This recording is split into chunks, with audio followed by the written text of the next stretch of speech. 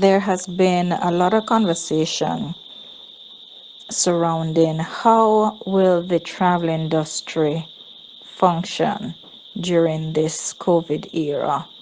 And of course, being in the heart of the all-inclusive society right here in the Caribbean, I figured even though we have been hearing instructions from the various ministries of health across the region and primarily in Jamaica, it's hard to conceptualize what those changes could look like.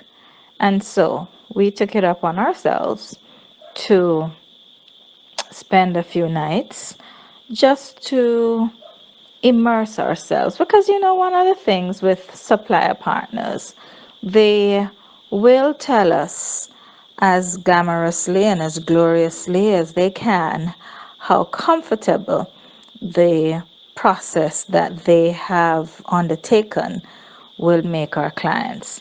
But I wanted to see firsthand, and this is what we discovered. Now, with the big advertisement in the marketplace of slashed prices and reopening specials and all of that, we decided, since the bulk of the advertising and one of the first properties to reopen would be the RIU Ocho Rios, let's go try that out. And try it out we did. One of the first things that caught my attention was the sanitization process at arrival. So you really felt as though you were in a sanitization chamber. Upon alighting from the vehicle, our bags, which normally would have been retrieved by the bellhop, were basically taken and sanitized. So they were sprayed with this sanitizing agent and they were placed off to the side. We were instructed to step on a moist mat, and that was intended to sanitize our shoes. So, having done that and continuing to move forward, we walked into another zone where a mounted, I guess that's a digital mounted thermometer, huge, I mean, by thermometer standards anyway, took our temperatures. And I am assuming that the data was recorded on the laptop sitting on the desk just off from the mounted thermometer. And so, upon taking our temperature, and I assume we were good, well, I know we were good, we were informed that we could proceed to check in. And of course, the markings were there, 6 feet socially distant, and the separation glass was now installed. And so the person on the other side of the counter had just a little hole where documents could have been put through, etc. No longer an open concept as we had enjoyed with the front desk. Important to mention is upon arrival, just before we sanitized our shoes, in the event that you did not have your own masks were provided for you. And of course, there was a no surface contact policy. Thongs were used to extricate the mask from the plastic casing and handed to you. And that is something that we saw quite a bit at several different food outlets, that if you asked the server, they would provide masks. And so began the masked all-inclusive journey. And one of my main reasons for doing this trip was to see, because I could not visualize, in all honesty, how enjoyable a holiday, a vacation could be wearing a mask.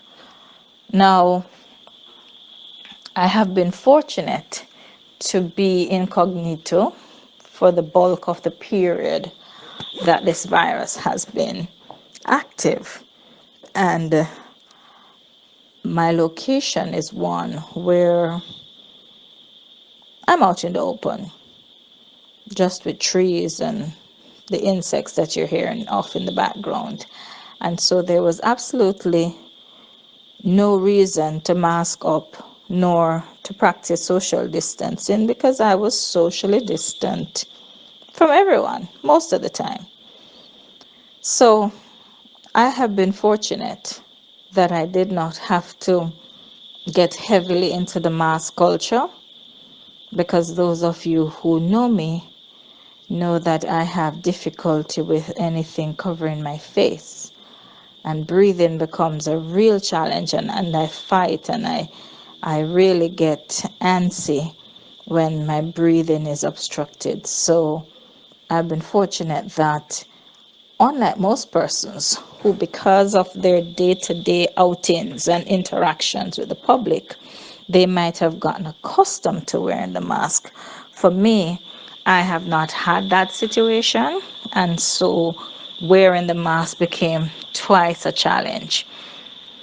So, of course, you can only imagine I had a bit of fear and trepidation, knowing that for these many days I would need to be masked up. My biggest observation at the RIU Ocho Rios was that there was an absolute decline in customer service. How I look at it, everybody became COVID police.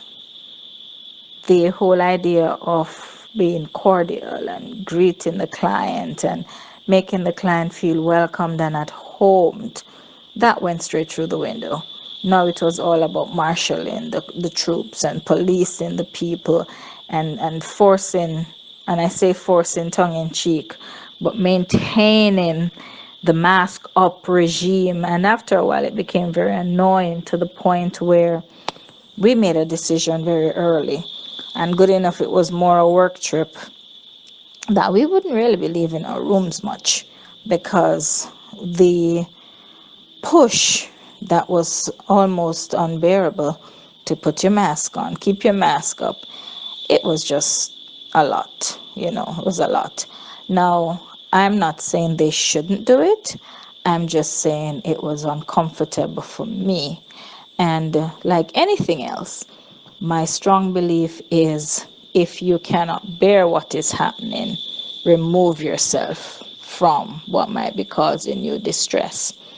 But I must mention something that I could never have known because nowhere has it been published. And you know what? I might be wrong, but I don't think they plan to publish it anywhere.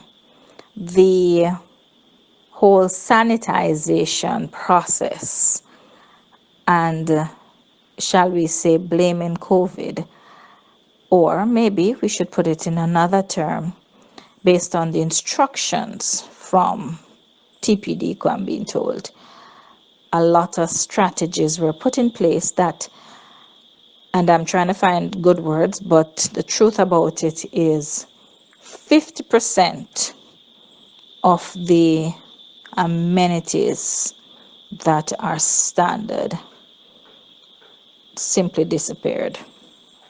Let's start at the beginning. Now, as an all-inclusive property, the buffet is a major part of the offering. And I knew that you would now be served every step of the way, and that's fine. We've been talking about that quite a bit, particularly with cruise ships, because they have been the first out of the blocks to start commenting on how the life of the buffet will be impacted, and indicating, of course, that, servers would be in place. From an economic standpoint, I'm thinking, more cost per person because you'll need to physically have more persons doing the serving. My experience at RIU was very, very daunting, to say the least. The buffet was reduced by, dare I say, 60-70%. And I I'm making special mention of the fact that we were there over a major holiday weekend and it was packed. By the time we got to dinner time, the place was flooded with people. And the buffet offerings were so sparse that, and sparse is one thing, the quality was something else. Three stations bugged me tremendously. The fruit station, it was pathetic.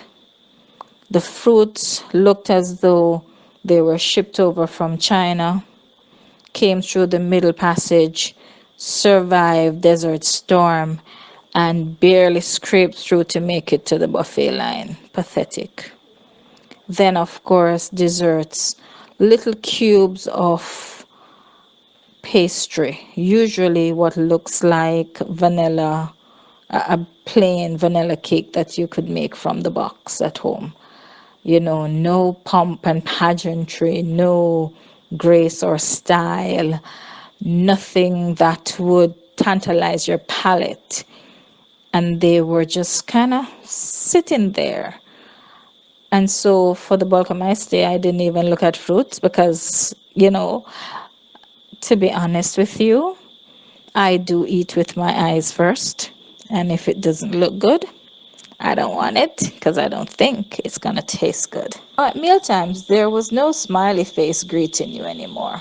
It was the regimented leaders of the orchestrated desire to keep us sanitary and sanitized and virus free and temperature free and all of the wonderful things that go with the shift. Nobody seemed to have indicated to the staff that while you're being socially distant, you should still attempt to offer the type of service and the type of warmth that your clients would have paid for and sought. So, going into the restaurant, sanitizing station, of course, and the temperature check all the time. And the hostess attempted to be cordial, but with the lineups, and that's something I must indicate, because you have to be moving in a line to get your meals, particularly when you're at the high traffic dining times. And I'm talking about the buffet simply because the restaurants are so small at Rio. As a matter of fact, I counted 3 restaurants that they have taken out. So the Italian, just off from the lobby, that no longer exists. That space has been taken over by the sports bar. Then there is the what I call the teppanyaki over at the deluxe wing that was taken out as well. And there's a third restaurant that the Plantation restaurant, that major Jamaican dining restaurant right sitting on the beach, sort of, that has been removed. So we're talking about 3 dining locations that would have managed a good volume of people. The sports bar used to be just downstairs from the Miami Bay restaurant, and that was totally taken out.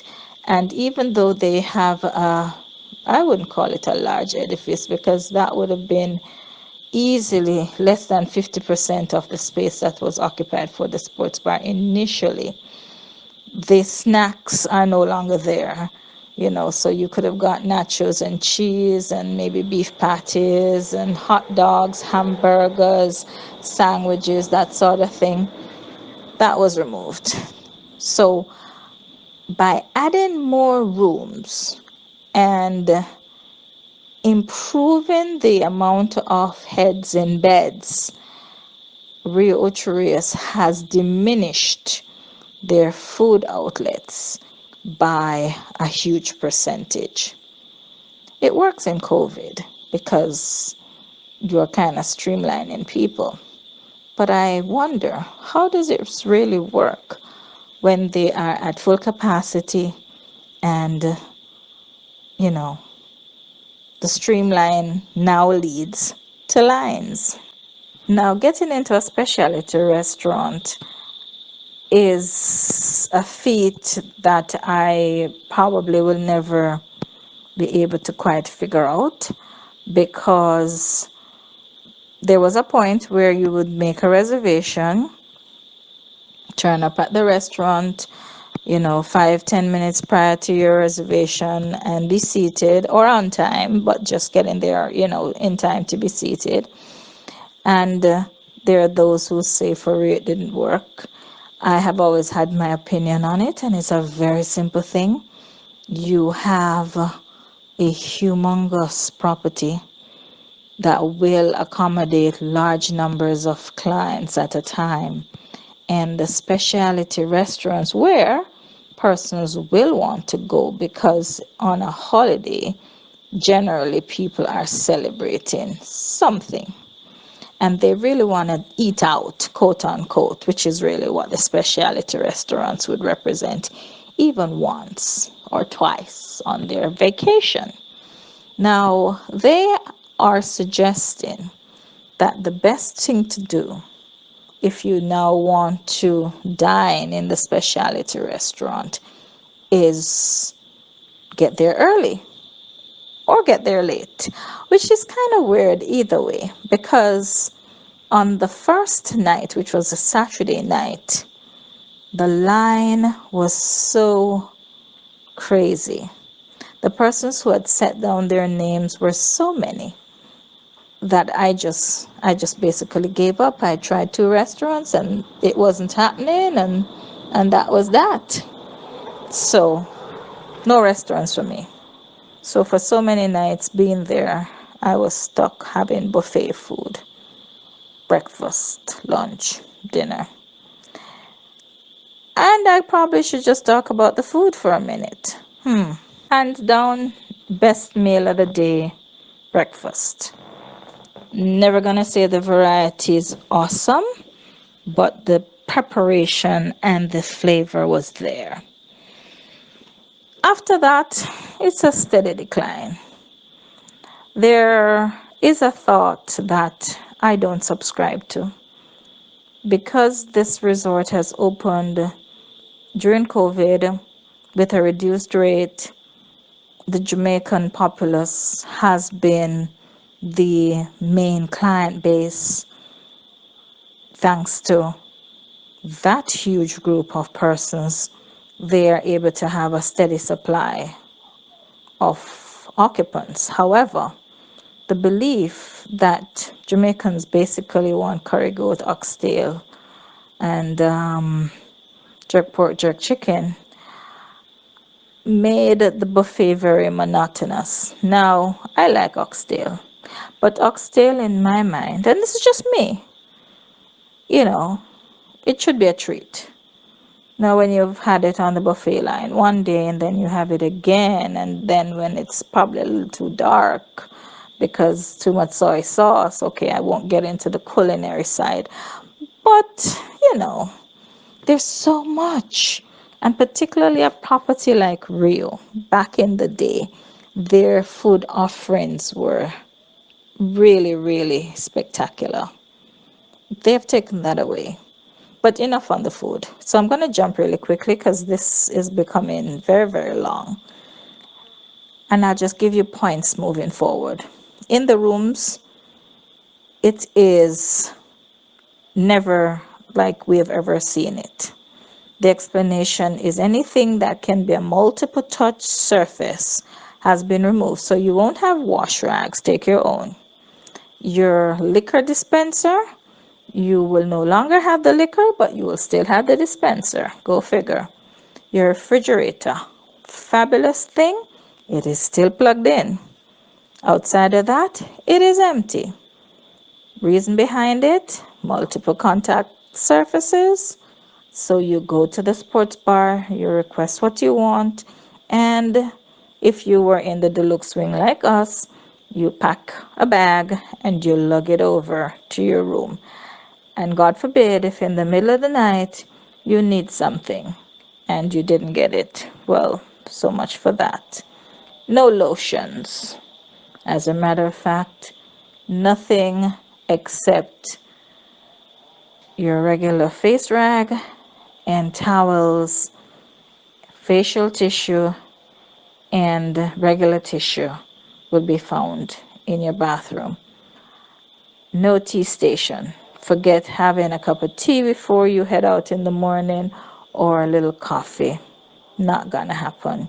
So, in summary, 50%, 60% of the general offering has been removed.